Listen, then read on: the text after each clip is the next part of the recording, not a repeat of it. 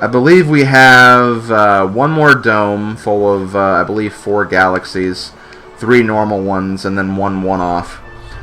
We have 2 more Hungry Luma galaxies, if I remember correctly. And then, of course, we have what I'm going to be going to next. We're going to be taking a trip back to Gateway Galaxy. Now, Gateway Galaxy was the galaxy we actually started this game with. It was the one where we started off by catching those star bunnies. We then met Rosalina, and then she gave us the power to use launch stars and all of that good stuff. But there is actually a second star here, so this is, it's definitely good that we are here again. But we need to go to the top of the tower, so I think we can see Rosalina and talk to her at her little hangout right up here.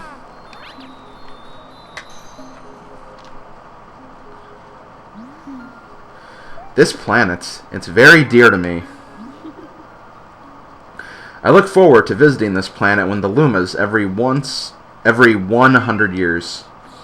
The Luma that's been traveling with you may also grow up to become a star someday. Some Lumas become planets, some become comets, and a few become power stars. I'm traveling with them while they look for a place to be reborn. But I never thought all of this would happen. Wow, Mama must really trust you. Well, how about this? If you grab all 100 purple coins here, then you'll earn my trust too. This is a red star. It holds the power of the red Lumas. But the really amazing part about it is it allows you to fly after you spin in midair. Yes, fly. While pressing A, you can pick the direction you want to fly with the control stick. If you collect 100 purple coins, I'll let you use my power somewhere else. So here is the red star, aka the flying power-up of this game. Now, kind of the lame thing about this power-up is that it's really... Okay, why was I going straight down? That was kind of weird. But the unfortunate thing about this power-up that we got is that you don't really use it at all. Okay, that's why. I was trying to use the Wiimote to control Mario's movement, but you just use the control stick. But yeah, this is like one of the only places where you even use this. You can use it in the Comet Observatory once you get this star, but that's like the only other place where you use it. Like, there's no other utilization aside from those places I mentioned, which is just really unfortunate. But at the same time, I can also understand, because having a power-up like this would kind of break the game, I kind of have to admit. So, I mean, it's understandable why it is underutilized, but it is also just very unfortunate, too, because it's just... you don't use this at all. It's like, what's even the point of using this? But yeah, we have to collect these 100 purple coins. This is also another mechanic of this game, purple coins, but we'll mostly be seeing this at endgame. So there's not really a lot we're going to be doing with the purple coins, aside from this mission and, like I said, the post-game, pretty much. So that's when we're going to be seeing all of that stuff in action. Let me see if... okay, let me see if I can grab these really quick, because I think these are the only 2 ones I missed that were in the air. Yeah, I think it was the only ones I missed, so... you can now grab the rest of these and just have a good time. It's also kind of awkward to fly with this, too. Oh, wait, there are more. Okay. I'm glad I actually walked around and noticed these. Otherwise, I would have been looking for these for a very long time. Unfortunately, I can't see the other one. Camera! Please, camera. I'm not asking for much, just your cooperation. Okay. And yeah, if you're close to a purple coin, you can actually spin around to collect them all. Or all the ones that are around you. So you can just do that to get some of these. You gotta be like really, really close to them though. Like, I don't know why I'm not grabbing that one. These ones are probably the most annoying purple coins to collect.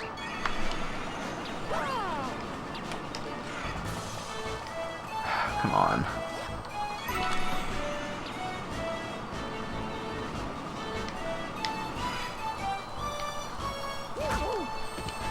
Oh, come on, I jumped over that.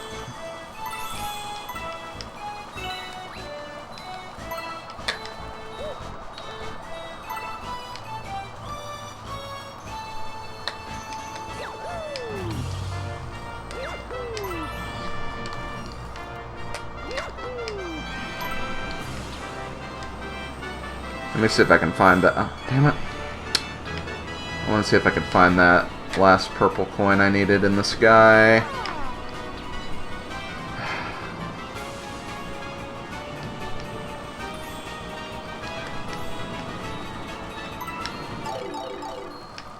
Okay, so I have 20 more. A few of these are on these rocks. There's one in the sky. And I'm sure there's a few others that are kind of on the ground, too, that I still need to collect. I'll be on the lookout for those next, just so I can get them out of the way. Did I get all the ones that are on this little... Okay, no, I didn't. Okay, there are a few on this tower.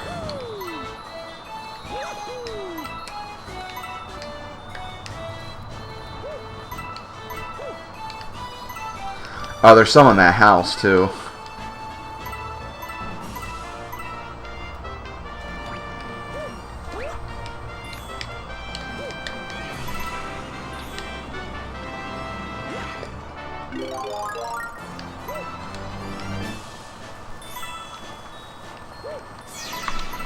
There we go. Okay, I only need 2 more.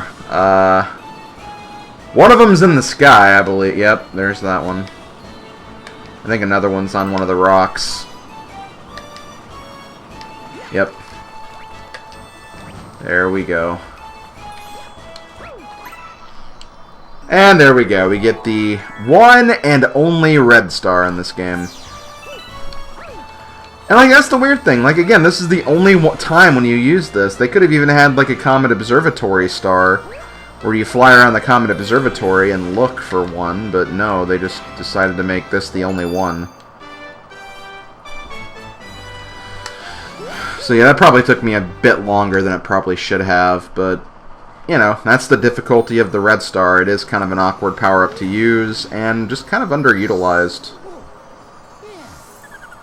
I really thought this was going to be like a bigger part of the game when I first saw this, but it's really not. But a Hungry Luma is going to appear. I believe it's going to appear right at the gate, so we'll be able to do that immediately. That's probably what I'm going to do next. But now that we have gotten that red star, if you remember correctly, there was a red Luma that was over here. Where now that we've actually gotten the red power star, we are free to use this. So instead of using the transporters, you can also fly up to the top. I wonder if you can actually fly to that galaxy up there. You might be able to. I'll try it when I'm actually going there, but I'm not going there, so I'm not going to worry about it. There's also one up under the gate if you want to go for it, but I'm not. So let's talk to this Hungry Luma. How many star bits do you need, buddy?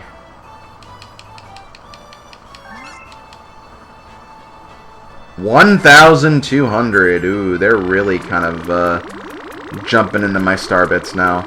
Now, like I said, I said earlier that I thought I was pretty much done. Clearly, I probably am not, but I can probably get about 1,000 in this next session. I should be able to. That shouldn't be an issue too much. So we have another new galaxy here. We have the Boo's Boneyard Galaxy.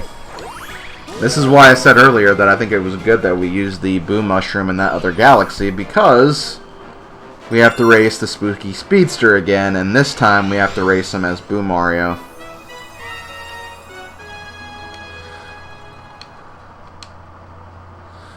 He's back for a rematch. He didn't like that we beat him the first time. Now, I know I talked about how this galaxy, or the first Spooky Speedster race, is probably one of the more controversial star missions of this game. However, I feel like the second Spooky Speedster boss is actually a lot easier. Like, I just don't think it's as difficult because it, well, it just isn't.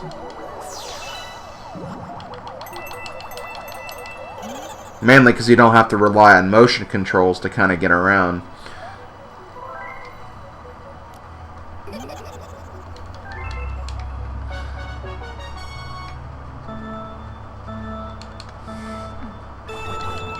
So here we go. Race number 2 has started.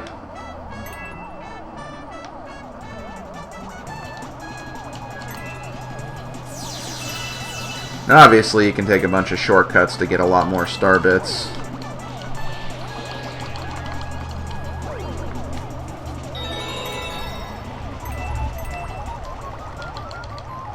Okay, now I want to keep going down.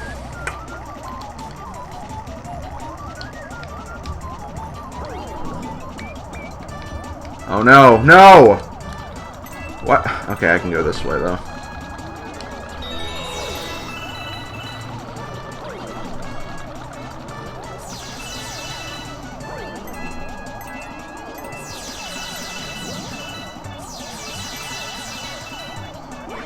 Oh my god, he won because I was focused more on star bits. Ah! Damn it. And I said this was easier too. I mean, I didn't get creamed by him. I was right there. It was just a matter of moving myself through the area. And there were a few shortcuts I missed out on too, so... I was kind of asking. I kind of set myself up to lose right there. Again, not making excuses because I definitely lost and I deserve to lose because of the way I was playing, but...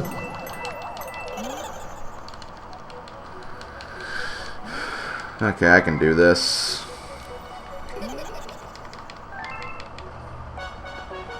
Come on, Spooky Speedster. Show me what you're made of.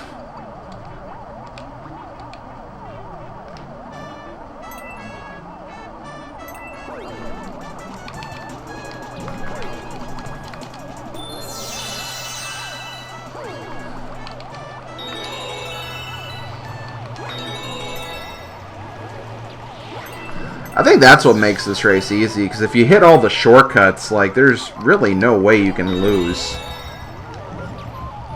Just because you get so far ahead, and also the fans you can use to get further ahead just give you so much of a boost.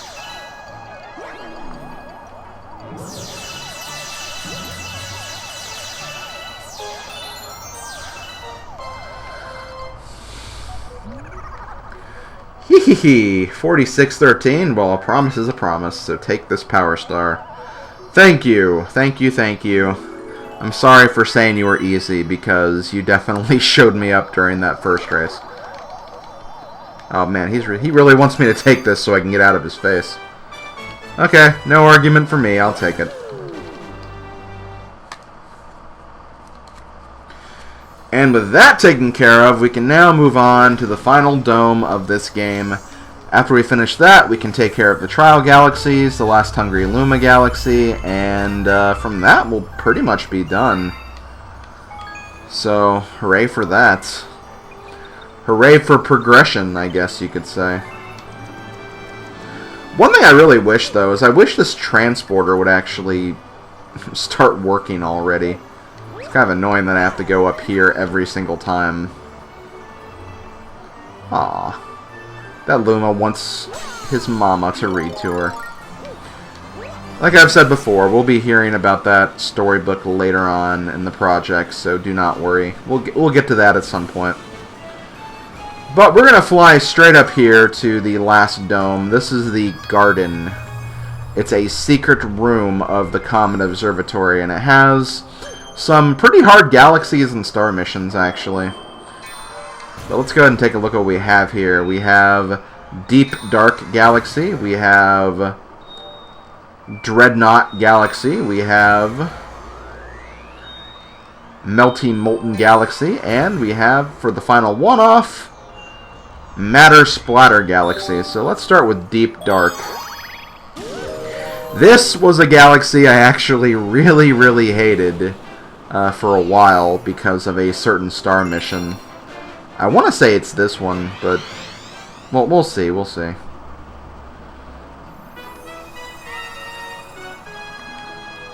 And yes, you can bet it has to do with a comet that we'll be getting too, so just to give you some ideas of what we're dealing with. But first off, we have a nice little beach. Nothing wrong with a little beach action. I actually really like going to the beach. I don't go to the beach very often, but when I do, I really enjoy it. I don't know. It's just kind of nice. One of the nicest beaches I've been to is when I actually went to England for my senior class trip. We actually went to Brighton, and I loved the beach at Brighton. It was really, really cool. It was cool how it wasn't really sand that they had on their beach. It was more like I don't want to say like playground rocks, but like they were like rocks instead of how'd I miss that? I didn't even try. I'm gonna do that again because I want to get that rainbow star. But yeah, like it wasn't really sand. It was just like these rocks. Like they weren't like really uncomfortable rocks, thank God, but I don't know, it was just kind of cool the way the beach there was set up. Because I'd never seen a beach like that before. But it's good that we need star bits, because we destroy all the infidels. I don't know why I'm calling them infidels. They're just harmless Octorok-like creatures. I know they're probably not called Octoroks because that's Zelda, but you know, they look like Octoroks, so that's exactly what I'm going to call them. So we need to grab the fire flower first off. And it's kind of awkward how they have us do this to get the power up so we can actually open the way into Deep Dark.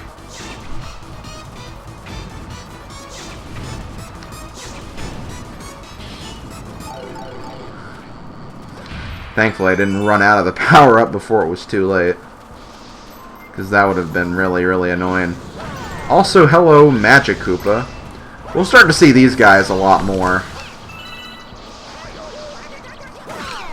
There we go.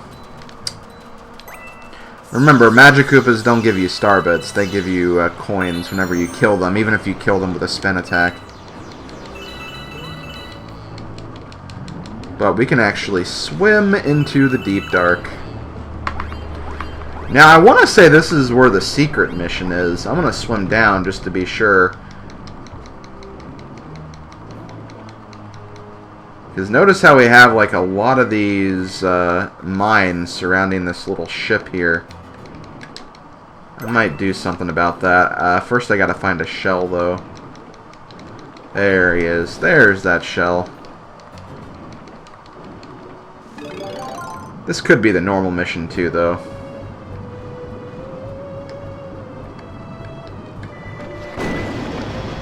Boom! Then we'll find a secret launch star.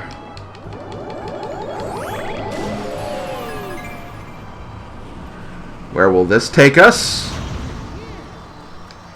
Ooh, this looks interesting. Oh, there's a boo, and this boo has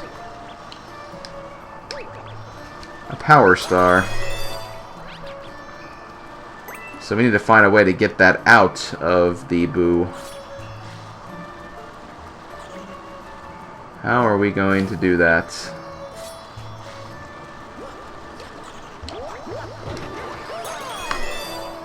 Well, that's right, we want to keep on moving. Want to keep on moving till we do the thing.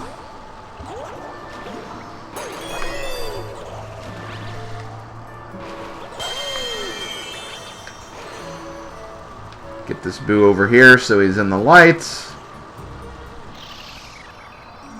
And there's our star. And actually, I feel like I can do that. I kind of feel like showing off. Yep. Didn't even have to switch the gravity back.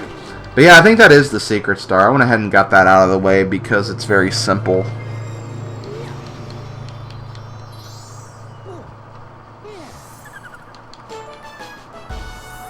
Boo in a box. Boo in a box, eh? Boo in a box. Well, good for that Boo. We found him in a box. But let's go back. Let's go back and do that again. And actually do the proper star mission. Which we would have done easily. It's just that I didn't follow that arrow. Instead, I decided to explore the deep. So I'll see you guys when we get to that point. Okay, we are back in the deep. So now we're going to follow this arrow of star bits. And see what we can find. Ooh, we found a switch. I am okay with that. Unlocking a switch usually means good things. Oh, but what do we got up here? Do I have to, like, hit these at all, or what's exactly going on? I think I do have to actually hit those. Oh, no, I don't. No, I don't. Okay. Just gotta hit more switches.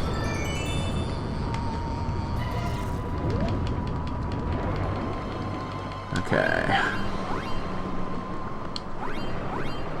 Keep going, Mario. Keep going. Ooh, there we go. I think we found that ship we were looking for. The ghost ship.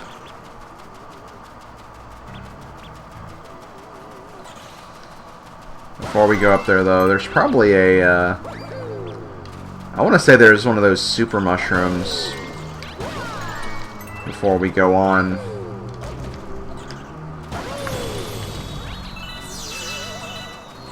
Because I know my Mario games, and this looks like a setup.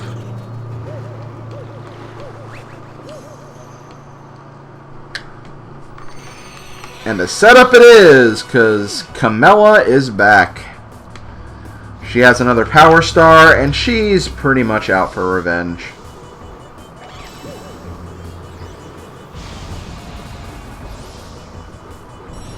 You fight her in pretty much the same way.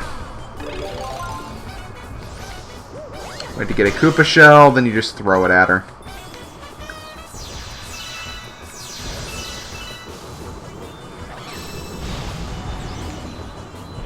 But then she decides to get up close and personal with you.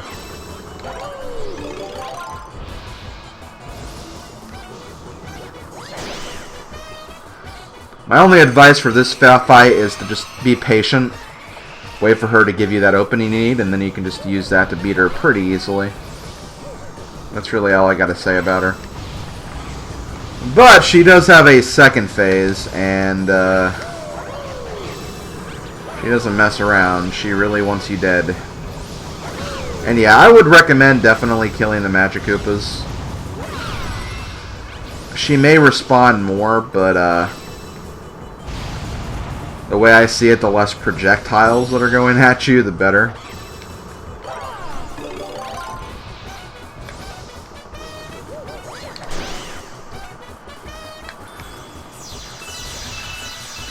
I believe we have one more hit.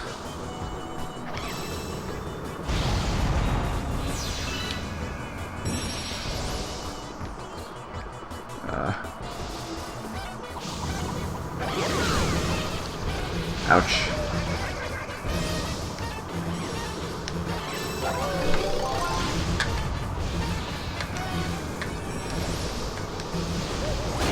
Gotcha. And after 4 hits, she's done. 4 hits overall, counting the one on the bottom of the ship and then one there in the crow's nest. But if you haven't figured it out, yep, there is a Daredevil comet associated with this. Because why the hell not? Hopefully we don't have to do it next, but I have a feeling we do. Usually they give you the Daredevils like right after, so that's why I'm kind of expecting it. No? Okay, well, I mean, I'm fine with doing the next mission. I'm not gonna complain.